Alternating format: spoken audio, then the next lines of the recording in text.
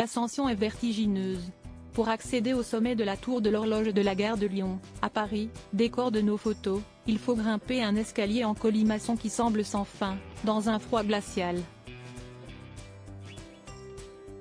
Mais il en faut plus pour refroidir l'enthousiasme de Julie et Camille Berthollet. Dans une joyeuse ambiance, l'aînée passe devant, son violon à la main. La cadette suit, violoncelle en bandoulière. Et leur maman ferme la marche, chargée de leur sac de vêtements. Je joue souvent le rôle du petit mulet, s'amuse Monique Berthollet. Mère et fille ont l'habitude de s'adapter à toutes les situations. Si le passage victorieux de Camille dans l'émission Prodige, en 2014, leur a permis de caracoler en tête des ventes de musique classique, la vie de concours et de tournée a démarré bien avant. Ma voiture affiche 360 000 km au compteur. C'est vous dire si on a sillonné l'Europe.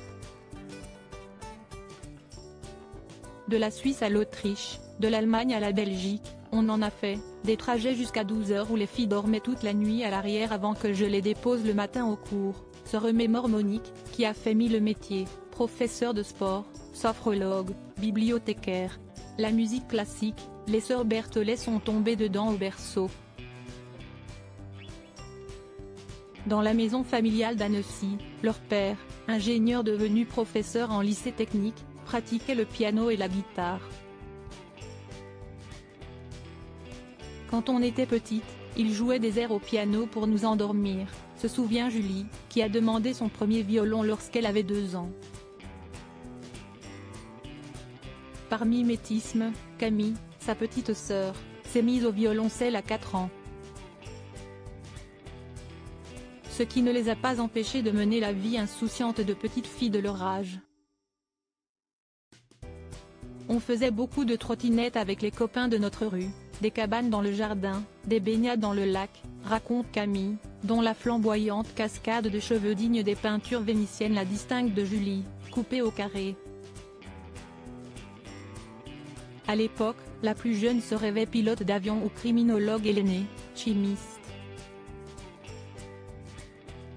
Une époque bénie dans laquelle les sœurs Berthollet ont eu envie de replonger avec leur 7e album, dans nos yeux, celui du retour à la maison, comme elles disent. Après avoir enchaîné des projets très différents, on a voulu revenir à nos bases, précise Camille. Fidèles à leur démarche, elles y mélangent des réinterprétations de grands compositeurs qui ont bercé leur apprentissage, Bach, Chopin, Tchaïkovski, et des versions classiques de morceaux pop que leurs parents écoutaient à la maison ou en voiture, des standards de Leonard Cohen, Freddie Mercury. N'en déplaise aux puristes qui les taxent de faire du commercial. Les mêmes se plaignent qu'il y ait trop peu de jeunes dans les salles de concert. On essaie de démocratiser la musique classique pour susciter cette relève, assène Camille. Julie a signé 2 titres originaux, tandis que sa cadette s'est intéressée aux arrangements. Quand on était petite, notre père jouait du piano pour nous endormir dès cet hommage aux racines vient en tout cas confirmer une évidence, les Berthollet ne conçoivent pas de vivre leur folle aventure artistique autrement qu'en famille.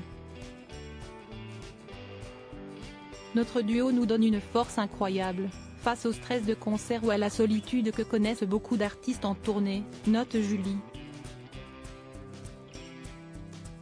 Et puis, on rigole beaucoup ensemble, même si on n'a pas le même humour. Julie est au second voire au 3e degré, renchérit Camille. Pas moi. Mais je ris fort, sans avoir besoin d'alcool. C'est vrai, tu as un côté Castafiore, la taquine Monique. Correctrice relectrice dans l'édition, leur mère est devenue, à leur demande, leur manager. Mais on sait faire la part des choses, entre les moments privés, où je suis la maman câlin, et les moments de travail où on laisse les émotions de côté, souligne-t-elle. À 26 et bientôt 25 ans, les 2 sœurs ont aussi appris à se ménager des bulles d'intimité. Entre 2 tournées, elles ne cohabitent plus dans le même appartement parisien. Camille, amatrice de balades dans la nature, se pose dans la campagne française. Julie, elle, met le cap sur les montagnes du Valais, en Suisse, pays d'origine de leur mère. Et si elles adorent dévorer ensemble la série The Crown et ont toujours l'envie de jouer un jour au Carnegie Hall de New York, chacune s'autorise des rêves en solo.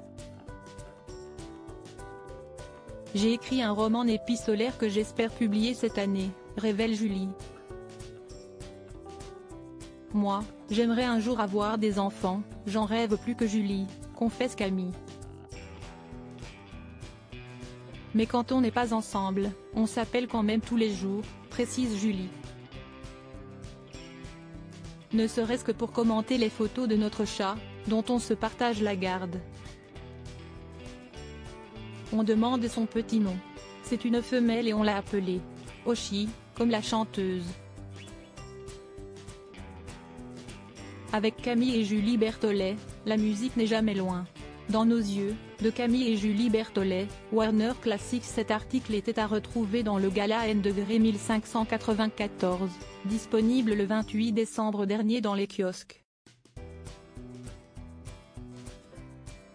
Le nouveau numéro de Gala sort ce jeudi 4 janvier 2024. Bonne lecture. Crédit photo, Cédric Perrin.